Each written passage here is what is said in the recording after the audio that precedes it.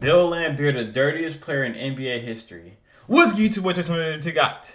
So today we're getting into Bill Laimbeer. You guys have told me about this man. He's a maniac. He was hurting people. He was also in the Bad Boy Pistons, I know, so I can get to see a little bit of what Jordan and the boys had to deal with when it came to the Bad Boy Pistons with their dirtiest player. And I have no clue what to expect from this dude because I know nothing about him.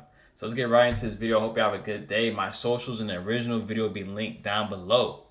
Let's get right into this video.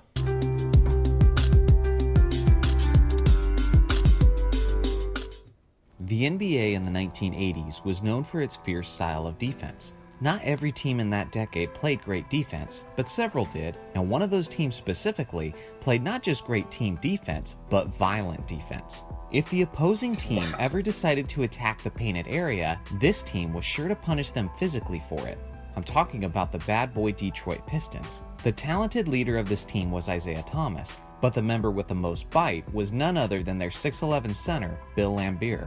Remember a couple years ago when some people were actually calling Zaza Pachulia the dirtiest player of NBA history?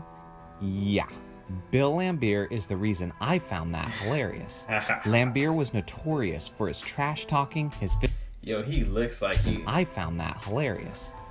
He looked like he'll punch somebody. He don't care. I could tell. Look at him. Laimbeer was notorious for his trash talking, his physicality, antics, and cheap shots. This man was not only one of the most intimidating players in all of the NBA, antics and cheap shots. This man was not. Bro, he just two-hand smacked him.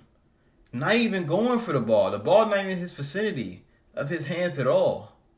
Not only one of the most intimidating players in all of the NBA, but he was also the most hated. Yeah, you I know that's a strong word, but it's not inaccurate. Fans during the 80s and players around the league didn't approve. Oh, nah.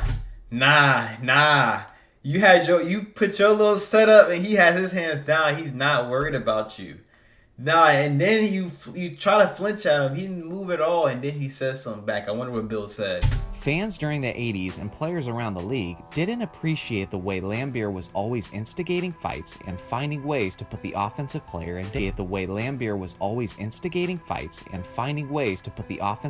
Yo, he just truck Bird, bruh. Nah, I better see the whole team get up. He just truck Bird, bruh. This is Larry Bird you just trucked, man. He's playing football. Player in danger. Amazingly, this league fights and finding ways to put the offensive player in danger. Amazingly, this league-wide disgust of Laimbeer was something that never discouraged him. In fact, he reveled in it. Laimbeer took pride in the fact that he was seen as a bad guy and was the face of the Pistons' punishing defense. I mean, for goodness sake, all you need to do is look at this man's basketball reference page and you'll see that among his nicknames were the Prince of Darkness and his Heinous. That should tell you all you need to know about this terrifying man. What's crazy and sometimes gets lost behind his punishing reputation was the fact that Laimbeer was actually a really solid basketball player. Dennis Rodman said it this way: Laimbeer was more than a thug, but that's what he'll be remembered for. He played over 1,000 games in his career, and over those games, he averaged just short of a double-double. He was a strong, physical player who knew how to box out and get plenty of boards, and he was consistently one of the best rebounders in the game, including the 1985-86 season, where he led the league in rebounding with an average of 13.1 rebounds. Although he was drafted in 1979 by the Cleveland Cavaliers, he was traded to the Pistons the next season, and that's where he made his mark. I'm not gonna lie. So for him as a teammate, he probably the best teammate to have, though. Cause you know if something happens, he's swinging.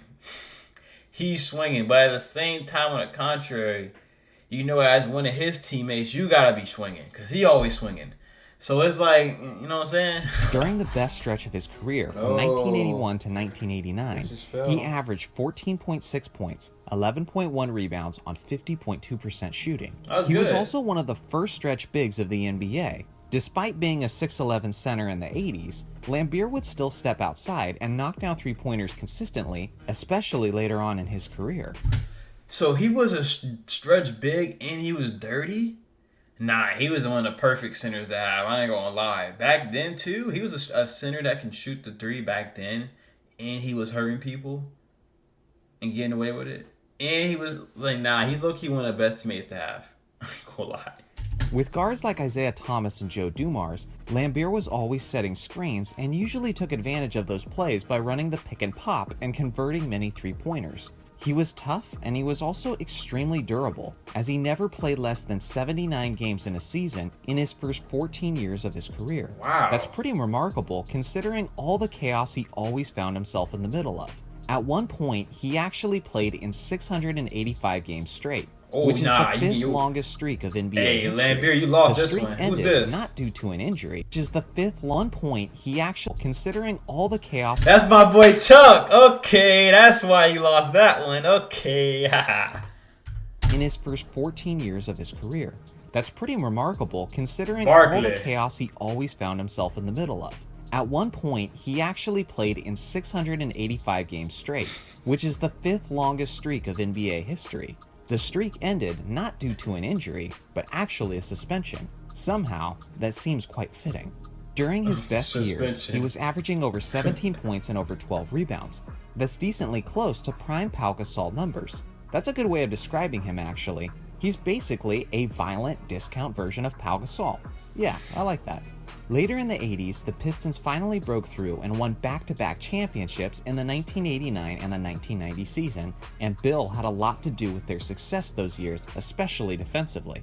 As his career was coming to a close in the 93-94 season, Bill got into a scuffle with the team captain Isaiah Thomas at practice, which resulted in Thomas breaking his hand. These longtime teammates and friends had always gone to battle together, although it was usually against the opposing team, but now their intensity had turned them on one another. Bill was worried about the reaction from the Detroit fans after essentially breaking Isaiah Thomas's hand, and after a private meeting with Isaiah and their head coach, Laimbeer decided to call it quits then and there and retired from the NBA. How did he break Isaiah's hand? I thought Isaiah probably missed a punch or something. Or he broke his hand on his face. No way Isaiah broke his hand on his face. I'm assuming Isaiah missed a punch and he hit a wall or something. Though Thomas and Laimbeer are close friends to this day, it was a bit of a grim way for his career to end. Let me know in the comments section your opinion of Bill Laimbeer. Do you love him? Do you despise him? Do you even respect your opinion of Bill Laimbeer? Do you love him? Do you despise him? Ooh, nah, you got... Comment section, this was happening in the NBA? Nah, he just got jumped in the NBA. No way on TV they were showing this, right? They had to block it out. There's no way. Do you love him? Boom! Nah, you got stuck in that IT came right behind you and chokeslammed you. Do you even respect him? I look forward to hearing your thoughts. Yeah, y'all let me know in the comment section how y'all feel about him. I look forward to hearing y'all thoughts as well too. But I'm not gonna lie, Bill Laimbeer, I actually like you. I ain't gonna cap. Great teammate to have, and I feel like him and Isaiah Thomas' relationship is still great. Them boys got in a fight for his last season, and he ended up leaving out of respect for him. That's how you know he's your boy. You get in a fight with him and still be cool. So I feel like him and Bill are still cool with each other for sure, 100%. But dang, he was a stretch big too. So Zeke was really out there with a stretch big.